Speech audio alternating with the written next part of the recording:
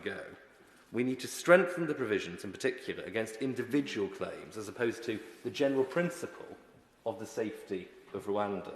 It's welcome we are asserting that, but that will be critically undermined unless we can stop the profusion of individual claims which will materialise, not least with the help, I'm afraid, of a creative legal fraternity, if we do not close off this route.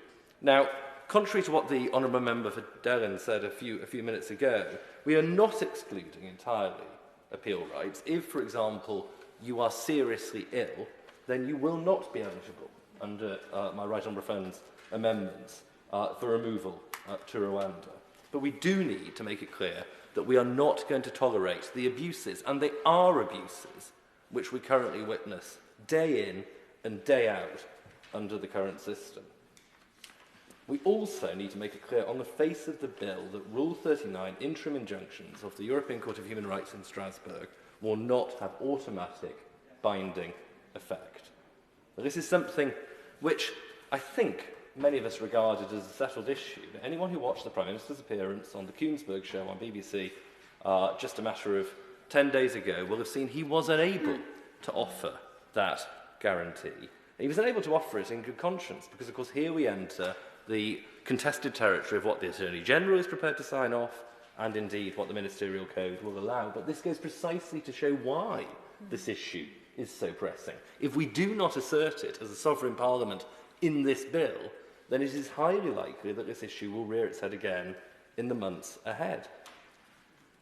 Now, failure to close these loopholes will mean that, as my right honourable friend for Newark said, we will face pressing operational problems which will significantly impair and indeed perhaps totally frustrate our ability to pursue what this side of the House wishes to deliver. Our court system will be overwhelmed. Our detained estate for asylum seekers will be overwhelmed. And the public's patience will be exhausted, Mr. Evans. We have marched the British public up this hill not once, but twice already, and failed both times. This is our third attempt.